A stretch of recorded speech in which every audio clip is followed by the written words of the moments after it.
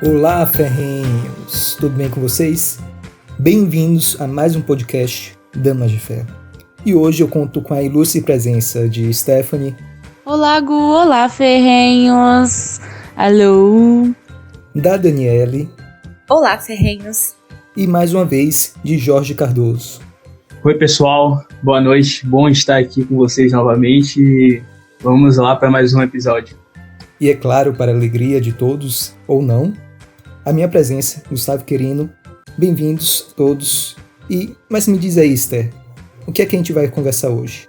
Bom, a gente vai falar daquele capítulo 2 e o capítulo 3 do livro Hate, da Nadine Strossen. Ela traz uma abordagem bem legal nesses dois capítulos, porque ela diz que muito do que os defensores das leis de discurso de ódio falam que é discurso de ódio, na verdade não é. Na verdade são atitudes que se enquadram em leis que já permitem punição dentro da Constituição dos Estados Unidos. E eu acho que a gente vê isso muito também na nossa Constituição, não é mesmo? De muita coisa que a gente quer criar lei nova para punir, na verdade já tem lei que pune e a gente dá só outro nome, né, para aquela ação. Então é isso, gente. Vamos para a discussão. E é claro, sempre lembrando, se vocês gostarem, compartilhem com os amigos e marquem a gente lá no Instagram, que a gente também vai postar.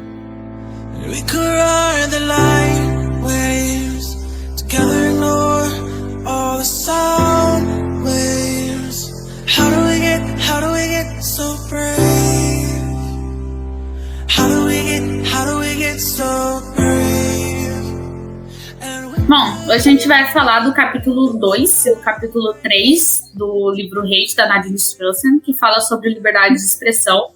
E o que eu percebi mais nesse capítulo 2 e no 3 é que ela traz muitos exemplos de jurisprudência mesmo, do que rolou em cada caso e tal.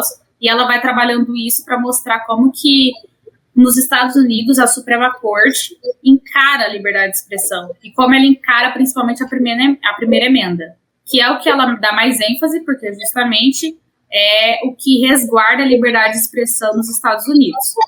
E aí, se vocês quiserem, a gente vai complementando com algumas coisas que acontecem no Brasil.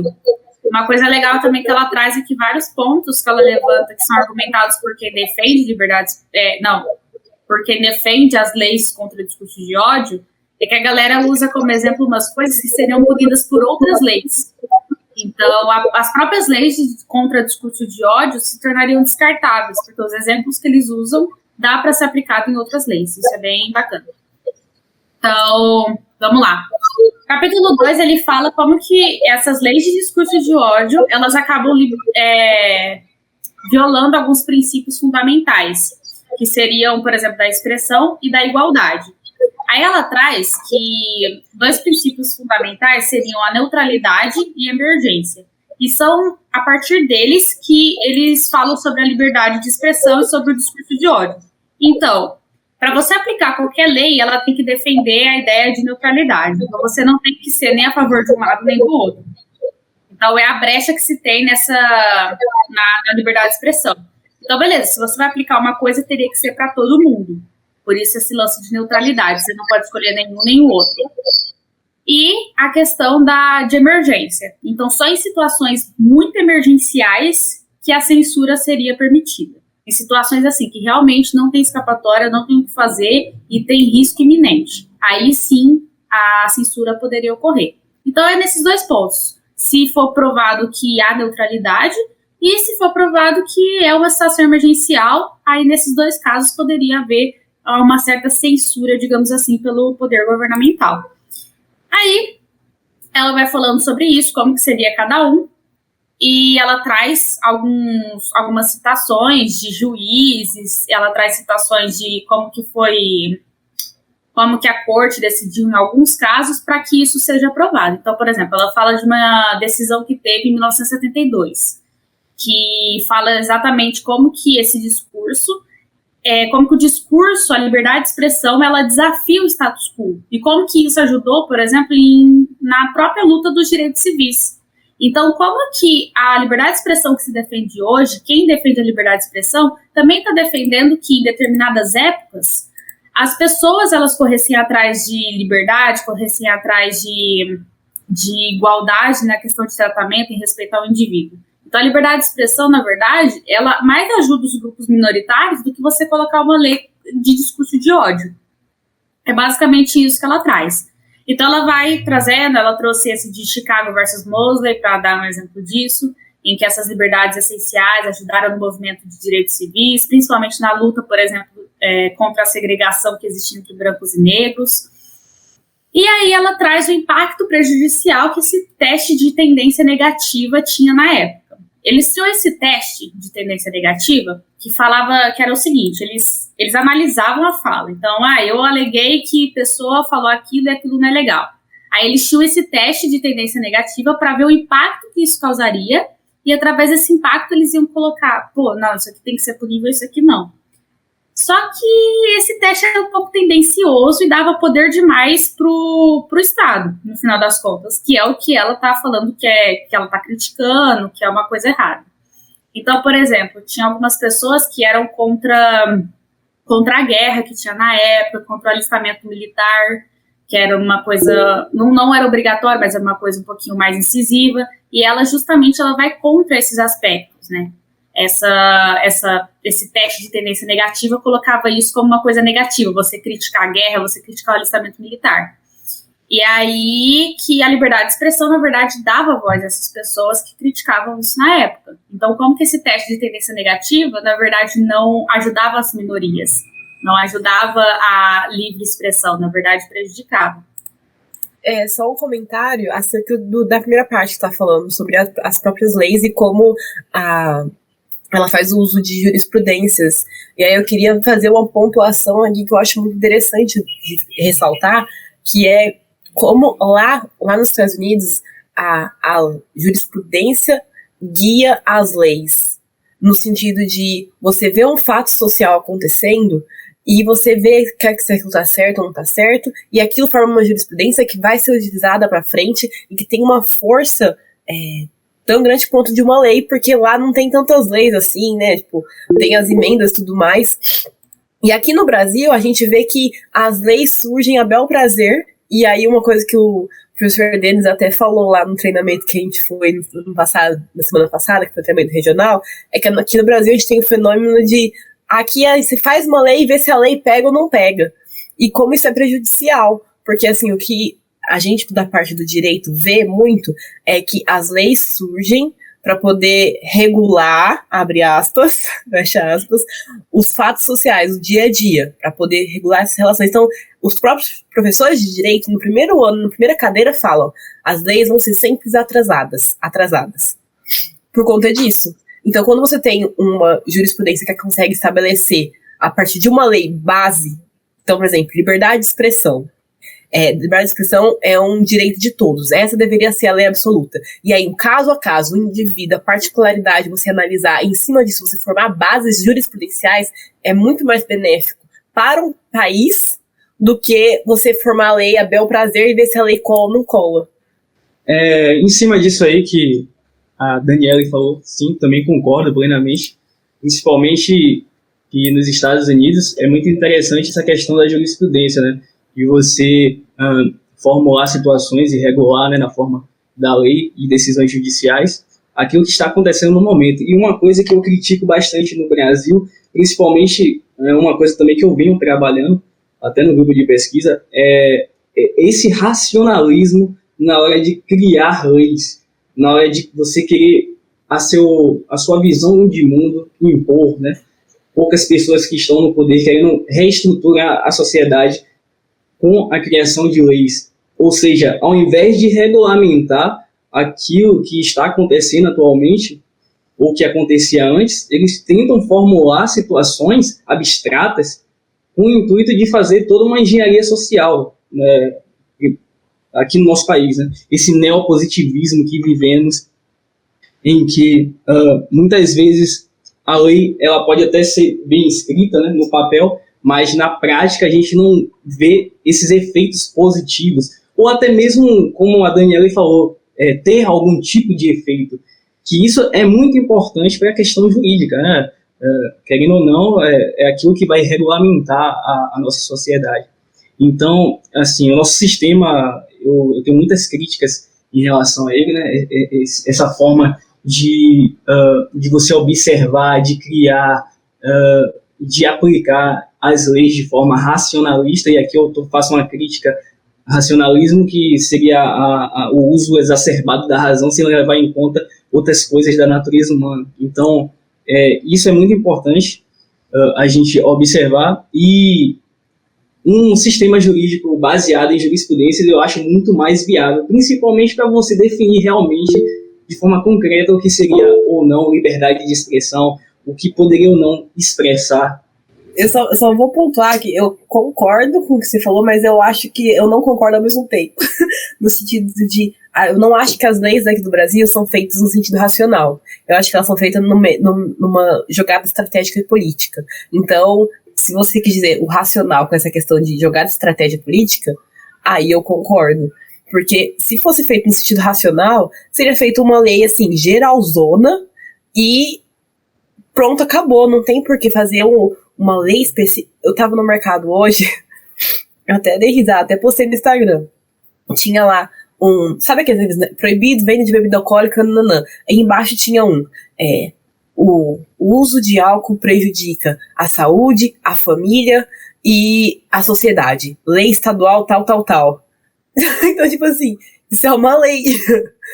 E provavelmente foi feita para poder proteger a sociedade, a família, o bem-estar. E provavelmente alguma outra empresa que o político estava envolvido, né? Exatamente. Se as leis fossem realmente racionais, a gente estaria ok. É que nem eu falo dentro do meio jurídico. Se um juiz julgasse somente com base na lei, tá ok. Mas às vezes ele tira a decisão dele da mente dele. Entendeu? Não tem muito de onde ele tira. Ele faz, não, eu não concordo com isso. Beleza, chefe, mas não tô te pagando pra você concordar, tô te pagando pra você da lei. Entende? Então, eu acho que o que falta aqui no Brasil é uma questão de as leis devem ser racionais nesse ponto que eu quis dizer, e a jurisprudência não é levada a sério aqui também, não. Mas... Não é levada a sério, Stephanie? Teve um caso de um autor que ele citou um negócio e foi muito engraçado. O juiz falou assim: a jurisprudência que você colocou me levou ao erro. Então eu julgo improcedente pedido. É justamente assim, eu não faço um juízo de valor levando tão em consideração uma estratégia política. Eu boto, assim, vamos dizer que eles estejam fazendo na melhor hipótese, entendeu? Eu sei que existe essa hipótese de fazer de forma estratégica, né, politicamente. Mas aqui eu ainda trago com o intuito de fazer na melhor das intenções, entende? De querer expor a sua visão de mundo e colocar através das leis, entendeu? Querendo fazer uma total reestruturação social com base nas leis, que as leis, querendo ou não, são ferramentas fortes para isso. Não significa que vai funcionar. Então, o meu ponto é, quais seriam os efeitos disso? E eu fico muito preocupado, aí eu vi meu lado cético, fico muito preocupado quando a gente apenas leva em consideração o que está escrito também, entende? Porque a gente passa a não levar em conta os efeitos práticos disso. Um juiz, por exemplo, que aplica uma pena de uma mãe que furta em estado de necessidade, enfim, sem levar em consideração o fato, o valor, enfim, a norma, aquela coisa de hermenêutica, né, tridimensional do Miguel Reale. Esse neopositivismo, de muitas vezes o juiz só também olhar na sua aplicação, né, no seu juízo, aquilo que está escrito, e também sem levar em consideração aquilo que teríamos para combater, eu não digo nem combater, mas equilibrar, que seriam os princípios.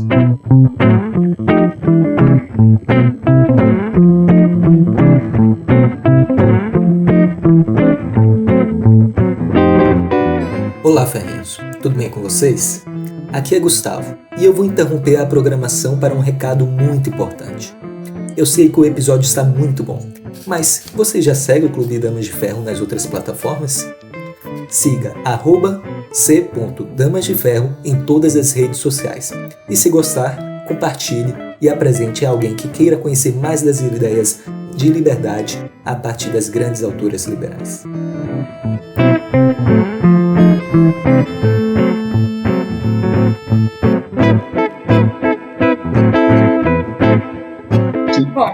depois a Nadine Strossen, ela traz que as leis de discurso de ódio, elas minam igualmente movimentos de direitos civis. E é aquilo que a gente estava comentando antes, no caso ela comentou antes, que durante muitas lutas, enfim, por direitos, por liberdade, a própria liberdade de expressão, ela foi utilizada nessas lutas. Então, se naquela época não houvesse essa ideia da primeira emenda, se não houvesse a questão da liberdade de expressão, muitas das lutas que a gente conhece hoje, que foram emblemáticas, que lutaram contra o preconceito, não teriam acontecido, porque justamente teriam sido censuradas lá atrás. E justamente, né, ela traz um ponto aqui interessante, que é que hoje, por exemplo, beleza, naquela época, a segregação a gente sabe que era horrível, a gente sabe que é totalmente ilógico, que é ridículo. Só que naquela época, a grande maioria acreditava que dava certo.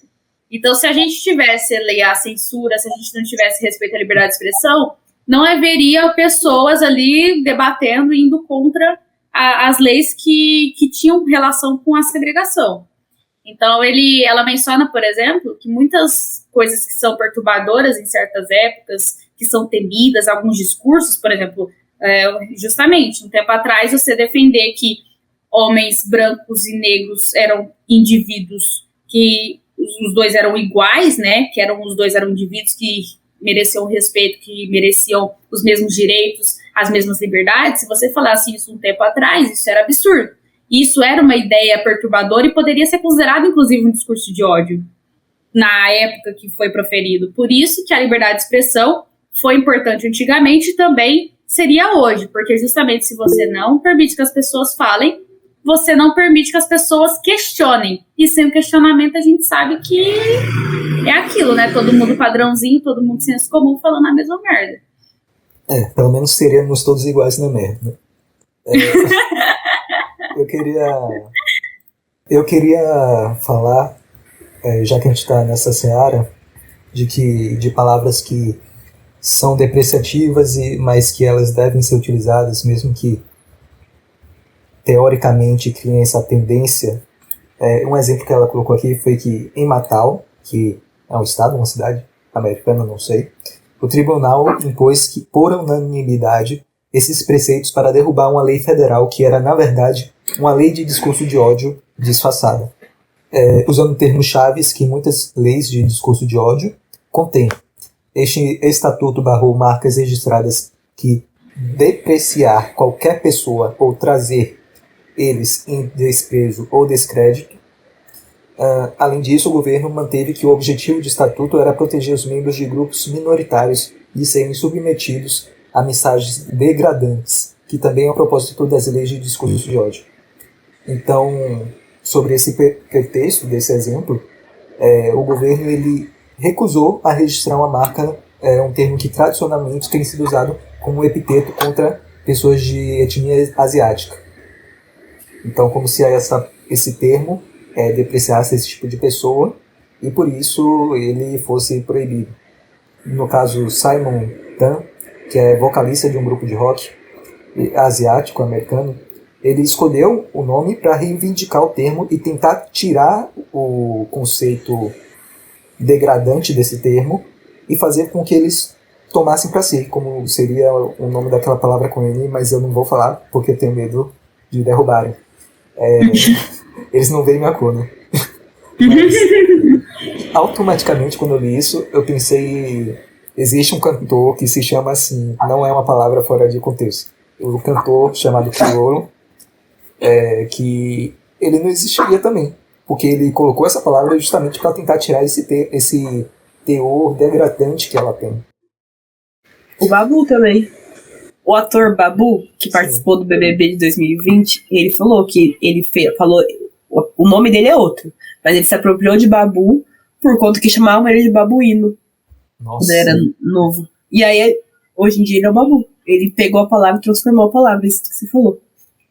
Então, para ver como algumas leis que, mesmo que tivessem boas intenções, e como sempre, não confio em boas intenções, principalmente de pessoas que não têm o porquê ter essas boas intenções, e elas não sabem as consequências de suas ações, parece criança, colocam e impedem das próprias pessoas criarem soluções para o ódio que está rondando, que ronda a sociedade, dos mais diversos modos, das mais diversas formas.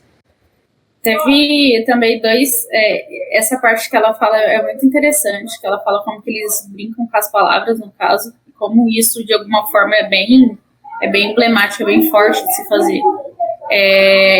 Tem uma parte também, tem 2 citações que eu vou ler aqui, que eu acho legal, que ela fala que é bem o que a gente fala, né, que você defender a liberdade é você defender a liberdade alheia. Eu acho que isso casa justamente com o que a gente defende. Ela fala, discurso que rebaixa com base na raça, etnia, gênero, religião, idade, deficiência ou qualquer outro fundamento semelhante é odioso. Mas o que mais nos orgulha de nossa jurisprudência de liberdade de expressão é que protegemos a liberdade de expressar o pensamento que odiamos. E é justamente esse ponto que a gente defende. E ela também cita ao longo do livro, né, acho que é no 3º capítulo que ela fala isso, que a gente não nega que discursos podem machucar, que discursos podem magoar uma outra pessoa. Isso é óbvio, mas é aquilo, isso também é muito relacionado com a pessoa que está recebendo a informação.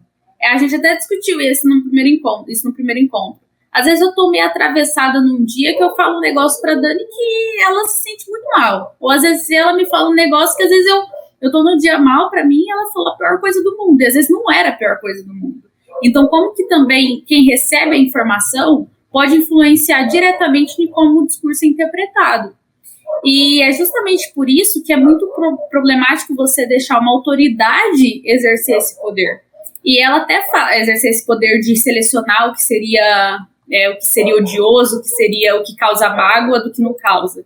E ela até cita outra parte que é legal. Ela fala assim, o próprio propósito da primeira emenda é impedir que a autoridade pública assuma a tutela da mente pública. E cada pessoa deve ser sua vigia da verdade, porque os antepassados não confiaram em nenhum governo para separar o verdadeiro do falso para nós. E é justamente isso, como que a gente deixar realmente o governo tutelar essa ideia de liberdade de expressão, do que é discurso odioso, do que não é discurso odioso, como que isso, novamente, é aquilo que a própria Deirdre McCloskey falava, né? A gente está agindo como criança, a gente está passando a responsabilidade para um órgão público separar pra gente o que é bonito do que é feio e do que é falso do que é verdadeiro. Então a gente tá deixando a mesma coisa daquela ideia de você ir contra fake news. Você colocar leis e mais leis contra fake news. Porque você tá deixando a responsabilidade do governo definir o que é verdade do que é falso. E é isso, você vira uma criança no final das contas de novo. Posso nem mais mentir no Tinder mais. Mas é a mesma de alguns candidatos que falam sobre a intenção de fazer uma mídia para regular o conteúdo que irá sair. Porque, assim, a gente aqui no Brasil sabe como transição de poder é uma coisa que faz assim. De uma hora uma pessoa está no poder e outra está assim. Então você coloca todo esse poder na autoridade pública. A autoridade pública, ela só passa a falsa ideia de constância. Porque o que você ouve muito não, mas não é o presidente, é a cadeira que ele representa. Mas no final é uma pessoa que tá lá, e ela vai expor as opiniões dela. Essa que é a questão, ela não vai colocar pensando, ela não tem uma mente coletiva, ela senta na cadeira da presidência, ela senta na cadeira do deputado, senador, que faz as leis, nossa, sentei aqui, agora eu penso de maneira coletiva. Não, ela pensa com as experiências dela, com aquilo que ela vê como verdade. Então ela vai traduzir isso para a lei. Ela vai traduzir o sentimento dela de verdade para a lei. O que ela considera odioso. Então se um dia ela foi chamada de gorda quando era mais nova, ou gordo, ela vai traduzir como se você chamar de gordo é um discurso de ódio. Do mesmo jeito que se ela for chamada de magro, magrelo, palito, vai traduzir aquilo como um discurso de ódio. É uma coisa muito relativa e muito perigosa para se colocar numa cúpula. Você fazer uma lei querendo regularizar isso é uma forma de você querer elaborar conforme os seus argumentos de uma forma racionalista, isso, de você controlar, sabe, os cidadãos dessa forma. Só que eu ia falar também desse perigo aí que o George Orwell até nos demonstra, né, em seu livro, que é muito interessante, o problema de você monopolizar o que seria verdade ou não, né? e você criar uma lei querendo regularizar o que seria fake news, apenas com o argumento que isso pode, de alguma forma, né, na cabeça de quem está legislando ou elaborando certa lei, de alguma forma causar impactos na democracia, é outra coisa que a gente tem que tomar muito cuidado. E principalmente quando começam a usar a democracia para tudo, né? Aí acaba virando democratice. A palavra ela vai perdendo o seu real significado, né, seu conceito do que realmente ela significa, quando você começa a usar a democracia para tudo. Então, se as fake news, entre aspas, de certa forma, ela atinge um determinado grupo ou determinadas pessoas, será que ela está atingindo mesmo a verdadeira democracia, o verdadeiro significado disso? Né? Então, eu acho que, assim, óbvio que acho que a maioria daqui, de todos nós, somos contra criar uma lei querendo que proíba o que seria fake news, o que seria discurso de ódio, até porque, na nossa visão, pelo menos na minha, eu acho que a sociedade reprimir isso de forma orgânica é muito mais efetivo do que o Estado querendo impor isso de cima para baixo. É basicamente isso que ela trata, né? Que justamente pela liberdade de expressão que mudanças sociais acontecem, é realmente de forma orgânica. Não é você, num dia para o outro, falar, olha, agora a partir daqui é isso é legal, isso é chato, não pode falar, isso pode. Então é justamente isso que a autora traz, bem legal. Outra coisa que ela também traz, que ela traz uma citação da Suprema Corte também, que ela fala, o fato de que a sociedade pode considerar a fala ofensiva não é razão suficiente para suprimir isto. Na verdade, se é a opinião do orador que ofende, isso é uma razão para conceder-lhe proteção constitucional. Eu acho que isso se relaciona muito com o que você fala com relação à democracia, né? Você coloca, beleza, uma maioria ali defende isso, acho isso legal, então isso é legal. A maioria fala que isso não é bom, que isso é odioso, então vamos colocar uma lei porque é odioso. Não, e isso justamente cai até no que o Hayek ele falava, né, até da arrogância fatal, da tirania da maioria, né? A gente tem que tomar cuidado que a democracia também, existe perigos na democracia, né? São perigos que, vamos dizer assim, de forma latente, mas existem. Quer dizer que a maioria decidir alguma coisa, ela tem que ser imposta, assim, sem uma razoabilidade, né, sem olhar para uma certa minoria, né, para o indivíduo, que é a coisa mais importante da sociedade.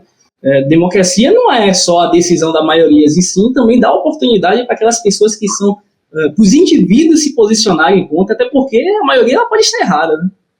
Se a liberdade de expressão não fosse tão essencial dentro de uma democracia, a gente não teria a imunidade parlamentar que existe nos deputados. Uma coisa que ela traz, que eu acho legal, ela traz alguns exemplos depois nessa página 41, que ela traz? Que muitos discursos de ódio, igual eu mencionei antes, que muitos discursos de ódio, que são considerados discursos de ódio por muitos defensores de leis de discurso de ódio, na verdade já são puníveis por outras leis, que não deveriam ser criadas outras leis. Isso acontece muito no Brasil, né? Você vê, às vezes, mais de uma lei falando a mesma coisa e você fica, tudo bom? Então, chega a ser ridículo mesmo. Ou uma lei que contradiz, é maravilhoso, aí tudo bem. Aí, basicamente, eles mencionam isso, que isso também acontece nos Estados Unidos, né? De, tipo, às vezes eles querem mais lei, e na verdade já tem lei que meio que tutela por algumas situações. E ela trouxe alguns exemplos que eu acho legal a gente mencionar por questão de conteúdo mesmo. Ela fala, teve uma polêmica que aconteceu, porque teve algumas saudações de poder que foram usadas em algumas situações, e que isso poderia, né, quebra aquele princípio de neutralidade. Então, por exemplo, se tem uma saudação de poder de um lado, meio que eles têm que combater da mesma forma que eles combatem do outro lado. Então, várias daquelas saudações de poder que lembravam as Panteras Negras em vários eventos, acontecia essas saudações por muitos famosos, por muitas celebridades. E isso, na verdade, se a gente for aplicar, se a gente for censurar, a gente pode também, se a gente for censurar, por exemplo, alguém fazendo uma saudação de Hitler ou algo assim, a gente teria que ir contra também essas saudações relacionadas às Panteras Negras. Então, ela traz, por exemplo, essa ideia. E ela fala, por exemplo, aqui, este último gerou polêmica recentemente, porque teve aquele lance daquele movimento, né, Black Lives Matter, e no show do intervalo do Super Bowl de 2016, que a Beyoncé também trouxe algumas coisas com relação a isso. Também teve alguns cadetes que fizeram, então teve repetidas ações relacionadas a essas saudações de poder. Só um comentário breve em cima do que você falou aí. Realmente, como a gente aqui praticamente quase que unanimidade, né, em relação a você não ser contra regulamentar, né, o que seria essas coisas que definem como discurso de ódio, né, e que muitas vezes não definem, né. A gente tem que tomar cuidado porque também a gente tem que criticar e muito e até mesmo reprimir, como eu tinha falado antes, de forma orgânica, tanto um movimento que é contra um ser humano, né, a raça, que seria o nazismo, e também nós também não podemos deixar de visualizar o outro lado, que, assim, é interessante fazer uma investigação de como se surgiu essa questão de supremacia branca e tomar cuidado para outro tipo de supremacia, não me cancelem, outro tipo de supremacia não surgir, entendeu? A gente também tem que ter essa visão. O que seria esse Black Lives Matter lá nos Estados Unidos, entendeu? Um grupo assim que acha que eles estão acima dos outros é um tipo de reparação totalmente desproporcional com a realidade. E aqui eu faço um questionamento: será que a gente não deveria questionar também, ou melhor dizendo, criticar isso de forma ferrenha, esses movimentos que vêm surgindo, entendeu? Sim, mas na verdade o que ela prega é o contrário. É a ideia de, tipo, dar liberdade para todos. Você não restringir um dos lados, esse é o ponto. É você respeitar o princípio de neutralidade. Porque, justamente, se você for aplicar leis de discurso de ódio, vão tender mais para um lado do que para o outro. Vai levar em conta a opinião da maioria. É justamente isso. E aqui ela também traz por exemplo, outra coisa. Se você pinta suásticas na parede de alguém, você vai lá numa escola e pinta uma suástica, ou numa faculdade, ela traz que isso de fato aconteceu. Aí muitas pessoas falam, caralho, vai ter que criar uma lei ali, porque realmente, olha o que o discurso de ódio tá fazendo. Isso tá sendo muito ofensivo e tal. Só que se você parar pra pensar, isso se enquadraria em vandalismo. Então você não precisaria nem da lei de discurso de ódio. Esse é um dos exemplos que ela traz, justamente. Aí, por exemplo, tem duas caras que eles estão perseguindo o outro na faculdade. E estão falando discursos e tal, são considerados de ódio e tal. Pô, isso poderia se enquadrar, sei lá, em perseguição. Poderia se enquadrar em assédio. Poderia se enquadrar em várias outras leis e não precisaria realmente dessa lei de discurso de ódio. Então, ela traz vários exemplos, se vocês quiserem depois dar uma olhada melhor, para eu não ficar citando vários, mas ela traz vários exemplos que realmente, como as leis poderiam ser aplicadas, outras leis, sem precisar se importar em criar leis de discurso de ódio, porque justamente traria mais mal do que bem.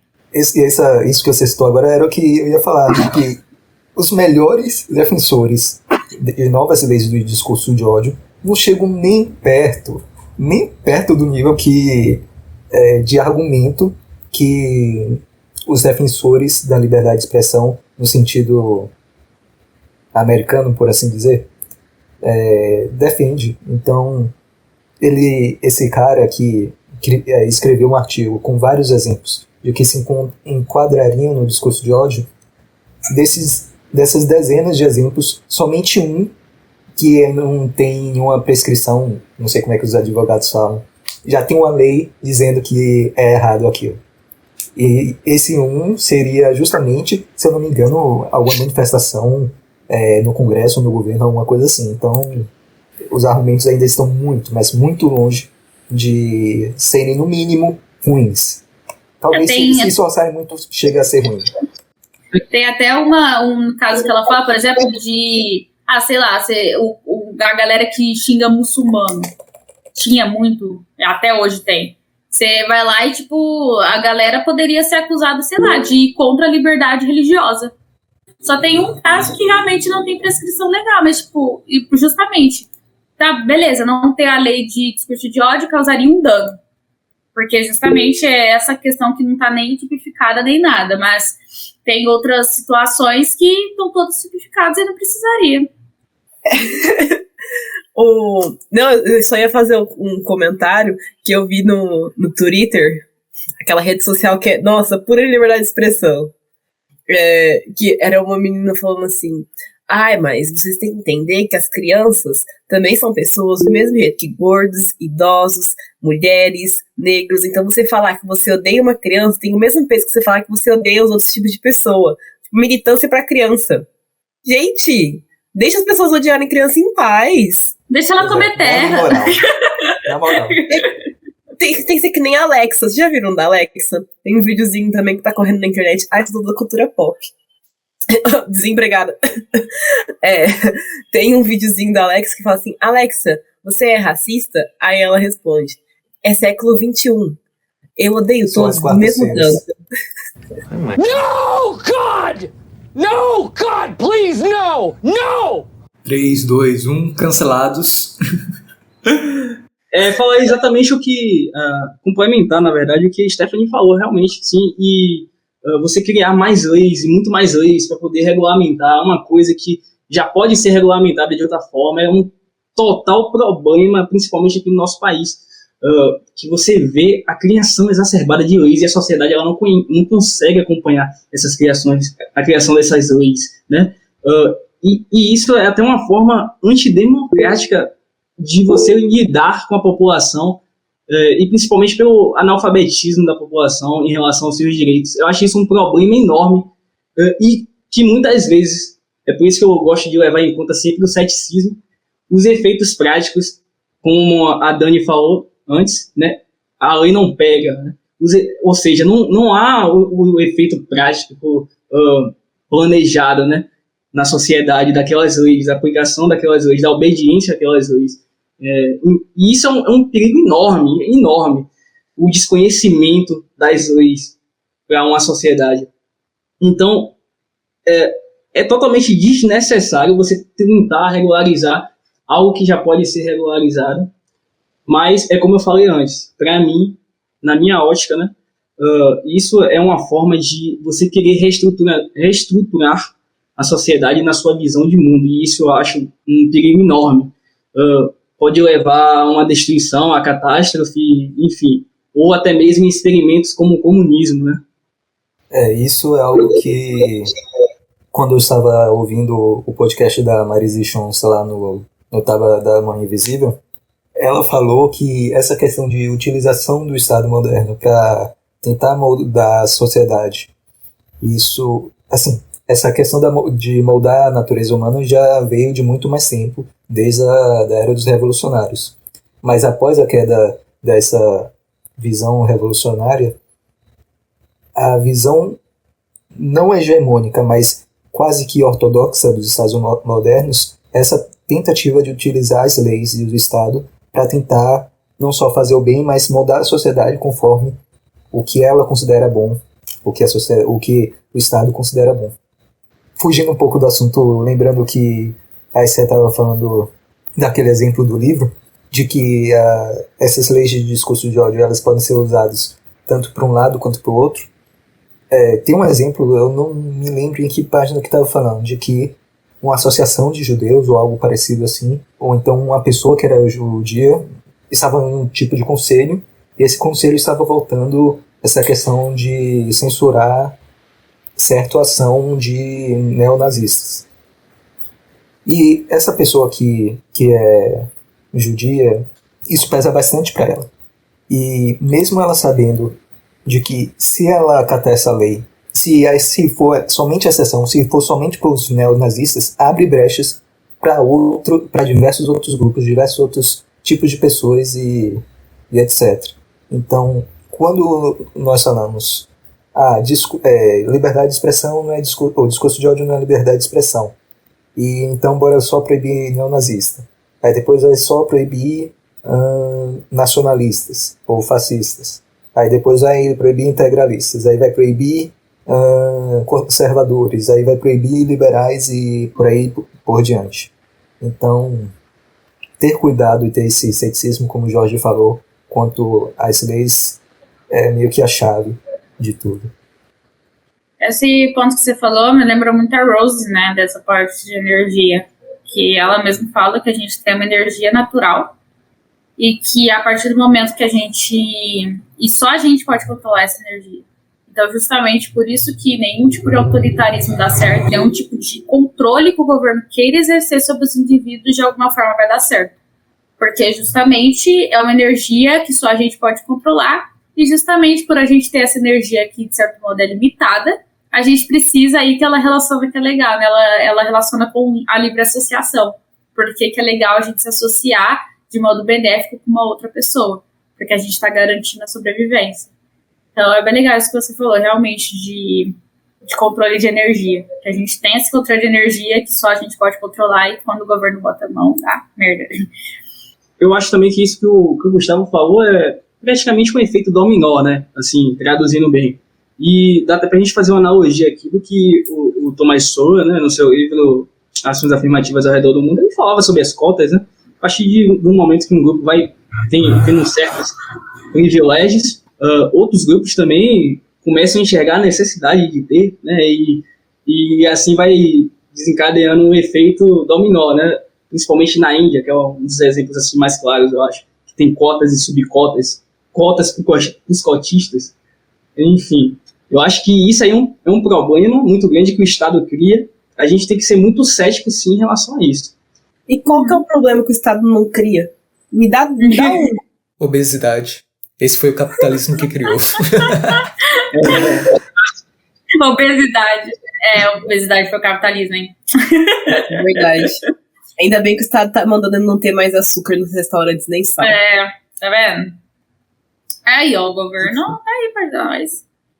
Ufa, aí ela traz alguns contextos que o discurso de ódio ele pode ser constitucionalmente aceito e restrito, que não seria que ela traz, por exemplo, no setor privado, as regulamentações com ponto de vista neutro, as instalações para fins especiais, e ela também traz o discurso do governo. São as situações que ela traz que, por exemplo, na Constituição, essa parte de que esse discurso de ódio ele é restrito, justamente. Então, tem algumas partes da Constituição que combate esse tipo de discurso de ódio, e as pessoas também não têm não percebem isso. Por exemplo, no setor privado.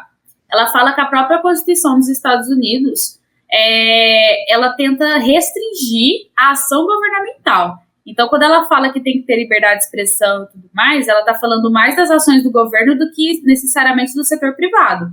Então, a Constituição não fala, por exemplo, que uma empresa, que essa empresa ela fala, pô, não acho legal aqui ter mensagem racista. Essa empresa tem todo o direito de proibir as mensagens racistas dentro da empresa, entendeu? Então, ela fala que essa própria brecha, digamos assim, na Constituição, dá para aproveitar e dá para ser aplicada pelas empresas. Então, as próprias empresas poderiam aplicar esse tipo de censura, não absurdamente como a gente está vendo com o Facebook, né? Nossa Senhora. Mas ela até critica, inclusive, algumas atitudes de algumas empresas que estão levando isso ao extremo, no sentido do politicamente correto. Mas, como, enfim, as empresas de modo moderado poderiam proibir alguns discursos que seriam considerados de ódio sem colocar essa responsabilidade em si no Estado.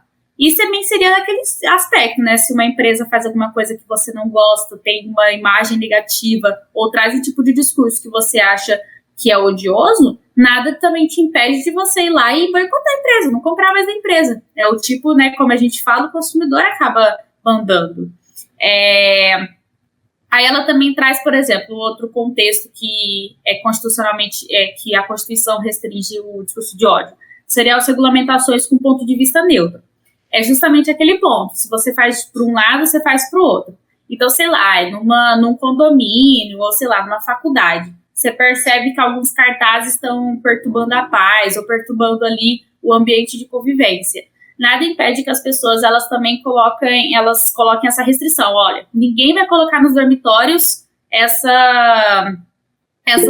mensagens, ou ninguém vai colocar esses posters no dormitório porque está atrapalhando a paz. Nada impede também que isso seja feito, por exemplo. Também tem que ela traz as instalações para fins especiais. Então, beleza. Você tem ali um ambiente de discussão.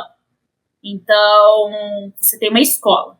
E a discussão é importante, o questionamento é importante. Mas também, se todo mundo ficar discutindo, ficar gritando igual louco, isso pode atrapalhar o aprendizado. Então, por exemplo, em algumas instituições de ensino, aqui como ela traz, né, não teria um problema você restringir algumas palavras ou símbolos para evitar discussão. Então, sei lá, se um aluno levar uma bandeira da confederação, um slogan falando alguma coisa disso. Né?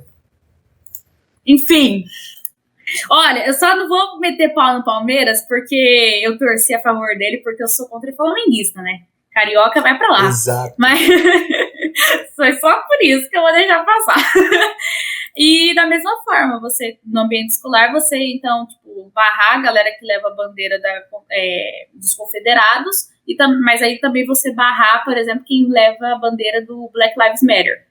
Porque aí você realmente tem essa visão mais neutra e você fala, olha, vamos evitar a discussão aqui dentro para a gente poder proporcionar o ensino, proporcionar o debate. Nessas situações também seria aceito pela Constituição dos Estados Unidos, que ela traz.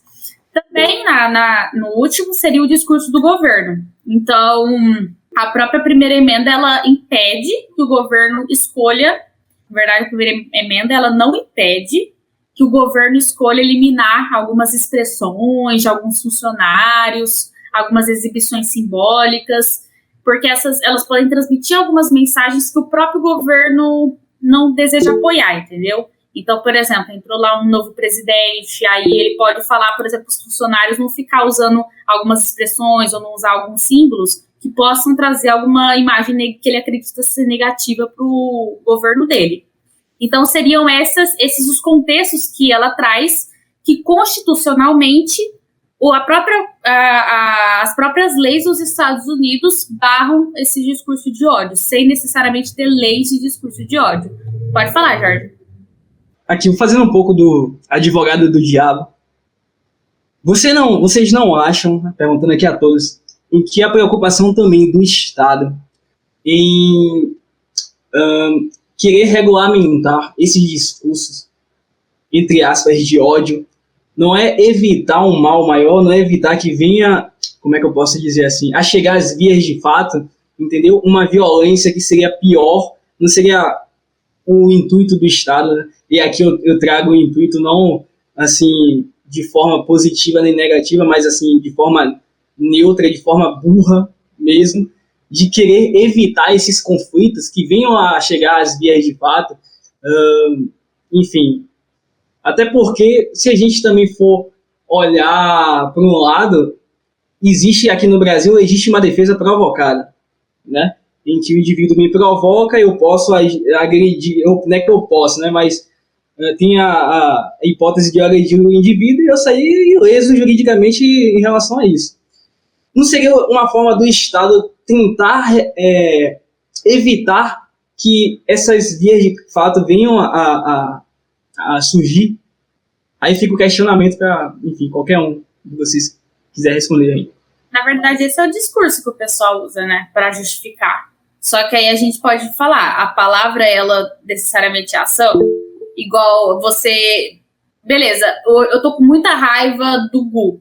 Aí eu falo, nossa, Gustavo, eu vou te matar, sem brincadeira. Aí ele morre amanhã. Você pode me acusar, aí você pode, tipo, você vai me levar num tribunal porque eu preferi uma palavra agressiva um dia antes e ele morreu no dia seguinte. Nada indica, não tem uma prova palpável, digamos assim, que eu que matei o Gustavo, entendeu? Então eu acho justamente que é igual a autora atrás. A palavra em si, ela não é a ação. E ela não quer dizer que a ação vai ocorrer.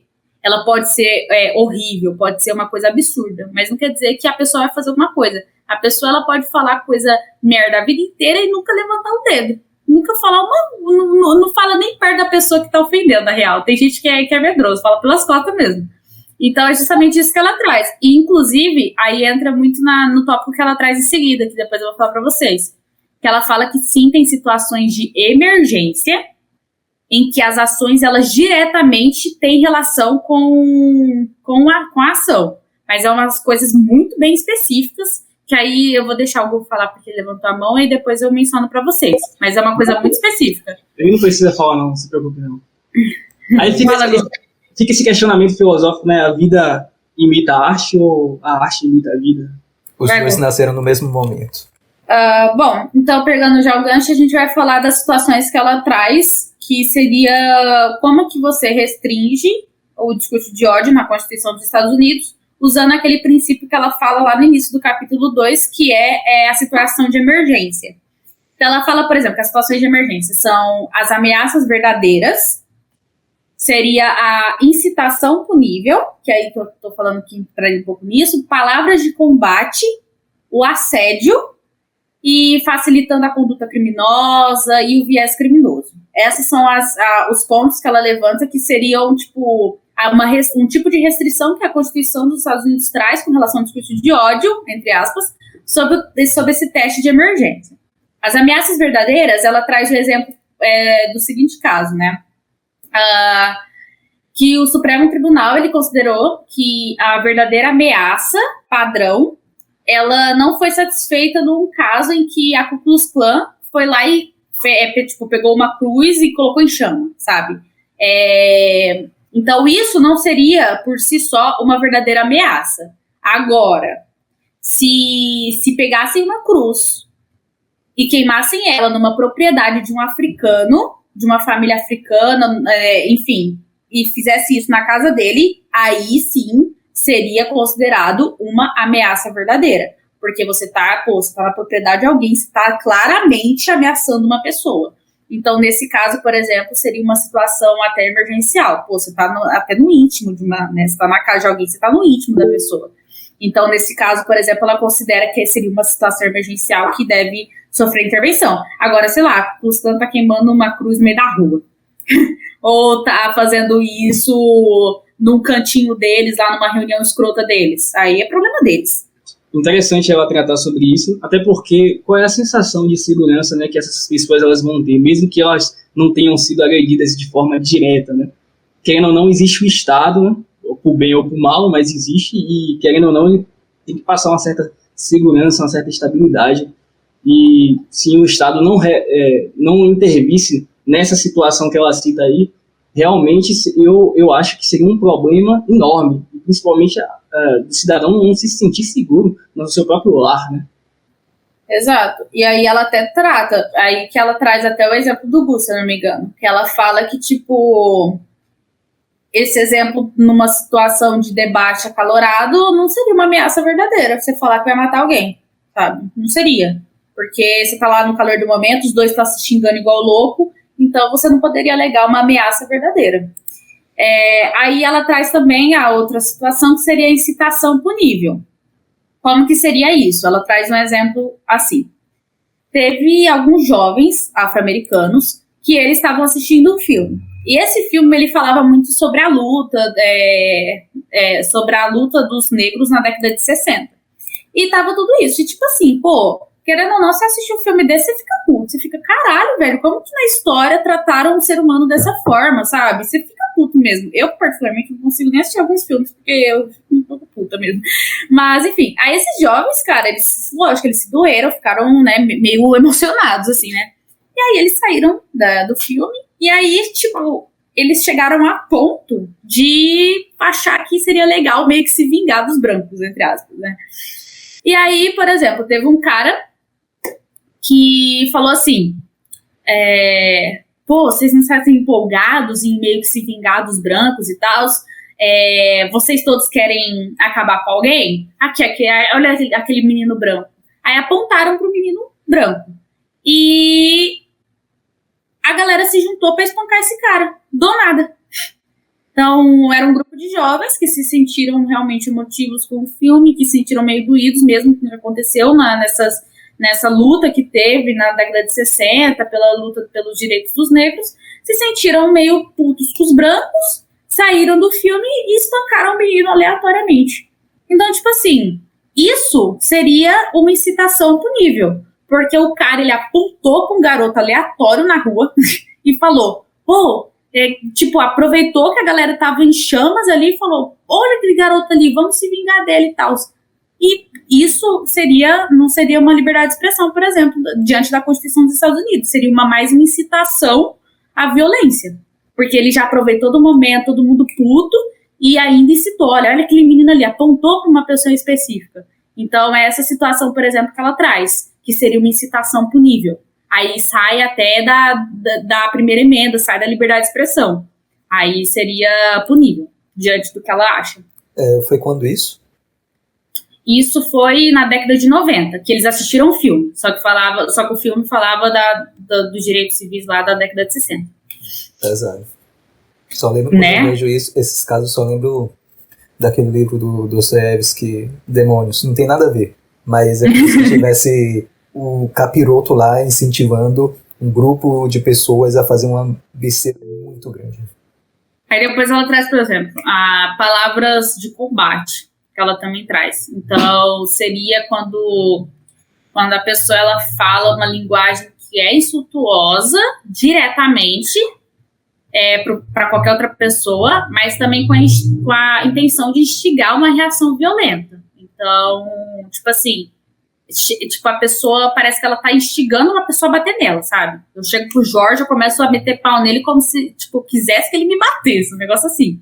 E ela dá o exemplo, por exemplo, se algum integrante do KKK e o integrante do Black Lives Matter se chocassem e um começasse a xingar tanto o outro. Porque aí, claramente, os dois eles estão instigando o combate. Não tem como sair uma coisa boa daquilo. Porque eles estão tão acalorados e se xingando tanto que claramente vai dar morte. E aí, claramente vai dar morte não, vai dar briga, desculpa. Aí, a situação depois que ela traz seria o assédio. E aí ela traz uma coisa bem específica, por exemplo. Quando você cria uma situação de ambiente hostil no seu trabalho, algo assim. Que, sei lá, um superior seu ou alguém do seu trabalho começa a proferir algumas palavras discriminatórias, começa a instigar isso e tal. Ela dá o exemplo de um laço que fizeram num ambiente de trabalho nos Estados Unidos. E um laço meio que, pelo que eu entendi, significava alguma coisa meio racista e tal. E aí fizeram meio que esse laço lá e, claramente isso criava um ambiente hostil de trabalho. Então, na questão dela ali, claramente o ambiente estava pesado, estava tendo várias dessas ações que é considerado um assédio. Então, justamente, é isso que ela fala. Não seria nenhuma lei de discurso de ódio, entraria mais em assédio e seria punível. Então, beleza. Ela traz o último exemplo, né? Os últimos dois exemplos, na verdade, que seria facilitando a conduta criminosa e o viés criminoso. Facilitando a conduta criminosa. Ela dá o exemplo do que aconteceu meio que em Ruanda, numa rádio de Ruanda, que foi Tutsis. Hutus e Tutsis. Enfim, são meio que duas tribos, entre aspas, que se chocam em Ruanda. Nossa, desculpa, a última vez que eu vi isso foi geopolítica no ensino médio, esqueci. Mas, enfim, eles se chocam lá e, realmente tem massacre. Já aconteceu massacre de Tutsis lá. E um genocídio, na verdade, Tutsis, e foi bem, bem foda. E aí, por exemplo, teve uma propaganda numa rádio de Ruanda e que metia pau nos Tutsis. E foi transmitido durante o genocídio do Tutsis. Então, claramente, esse tipo de palavra era uma atitude criminosa, porque, sei lá, eu tô ofendendo um grupo numa rádio e esse grupo tá sendo massacrado, tá sofrendo genocídio. Então, claramente, eu tô instigando alguma coisa, porque eu tô proferindo isso justamente quando tá tendo um genocídio daquele povo e eu tô metendo pau nesse povo. Então, isso seria, diante do que ela traz, uma atitude seria um facilitador da conduta criminosa. E a última coisa que ela traz seria o próprio viés criminoso, que seria o próprio ataque daqueles jovens que ela traz, que além de ter a incitação do ato, também teve o próprio ataque criminoso, que seria a própria ação, não seria nem a fala, que eles espancaram uma pessoa. Então, basicamente é isso que ela traz, que seria uma situação emergencial. E por isso que o livro todo ela traz discurso de ódio entre aspas. Porque se você for reparar nos exemplos que ela dá nesses casos, tipifica outros crimes, e não um discurso de ódio. É outra coisa. Então, é basicamente isso que ela traz de exemplos. Que, esse discurso de ódio, entre aspas, seria punível pela própria Constituição, não precisaria nem de outras leis. Acho que os legisladores daqui têm que ler esse livro aí. Necessário. Tem os que tem que se alfabetizar. Falta isso ainda. Só esse pequeno detalhe, alfabetização. Por fim, né, ela traz o discurso de ódio com proteção constitucional, que é basicamente isso que ela menciona nesses 2 capítulos. Então, eu só vou ler, que eu acho legal que ela traz. Quando sintetizamos as várias situações em que discurso de ódio pode, entre aspas, pode ser restringido, eles fornecem os seguintes parâmetros para quando o governo pode ou não regular tal discurso na esfera pública geral. O governo não pode regular o discurso de ódio apenas porque sua mensagem é desfavorecida, perturbadora ou temida. Mas o governo pode restringir a incitação ao ódio quando direta, demonstrável e iminente, quando causa certos danos sérios, específicos e objetivamente determinados, que é os exemplos que ela traz, que aí sai da esfera do que não entra nem na temática de discurso de ódio. Então, o impacto adverso de dar o poder do governo para suprimir o que eles chamam de discurso de ódio, além dos limites marcados pela neutralidade do ponto de vista e dos princípios de emergência, foram bem enunciados pelo professor alemão. Aí ela traz um trechinho. Que a ameaça distante generalizada para a paz pública e para a dignidade é suficiente para sanções legais, independentemente de se e qual e quando tal perigo realmente se manifestarem, dever do governo nesta área é o controle do clima político. Então, como que a interferência entra também na questão política? Então, ela deixa bem claro aqui, né, como que esse discurso de ódio, entre aspas, se é usado pelo governo e ele ultrapassa esses 2 princípios de neutralidade e princípio de emergência, e como que isso basicamente dá brecha mesmo para o governo controlar a galera. Aí ela cita 2 exemplizinhos aqui, que aconteceram em outros países, e por fim ela fala que, no final, quer os estadunidenses concordem ou discordem das declarações que ela fez, a maioria deles não gostariam de um Big Brother novamente se tivessem o poder de punir tais declarações, que foram exercidas no passado para suprimir dissidência e debate. Então, no final das contas, eu lembro aquilo que o Jorge até mencionou, do George Orwell, que no final das contas, beleza, até a galera que discorda do que ela falou no livro não gostaria de viver no Big Brother, só que elas não percebem que você defender as leis de discurso de ódio, você está dando brecha para o governo transformar o ambiente no Big Brother. Então, basicamente isso. Que no final todo mundo concorda, só que o pessoal não vê que eles defenderem essas leis, na verdade, eles estão começando o Big Brother, no caso. Eu ia falar que eu não sei se eles não iam querer, porque a internet, o Twitter virou isso. Um grande Big Brother, e o tribunal é a própria massa, essa massificação da internet. Ou então não, né? Porque eles cansaram do cancelamento, eles cancelaram o cancelamento que eles mesmos criaram. Eu acho que eles têm um anseio disso ser implantado de verdade, sinceramente, é minha visão.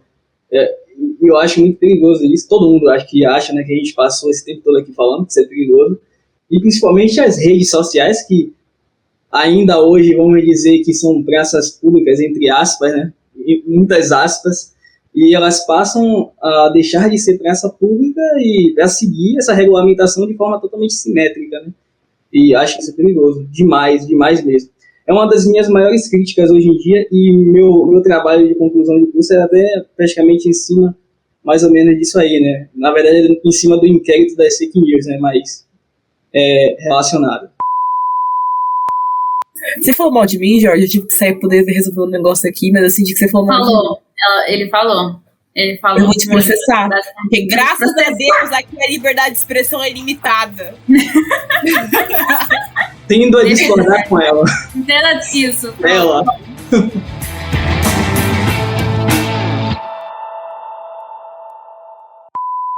Então é isso. Chegamos no final. Obrigado, Dani, Jorge, Esté. E comente lá na postagem o que é que vocês acharam. Se vocês acharam que realmente essas tipificações já são suficientes, ou será que não? Será preciso uma outra tipificação? E compartilhem com seus amigos, marquem a gente nas redes sociais que a gente vai repostar. É isso, pessoal. Valeu aí. virem hoje. E beijão. É isso, Beijo pessoal. na Bom bunda. domingo pra vocês. Finzinho de domingo. É isso. Até mais. Tchau. Valeu.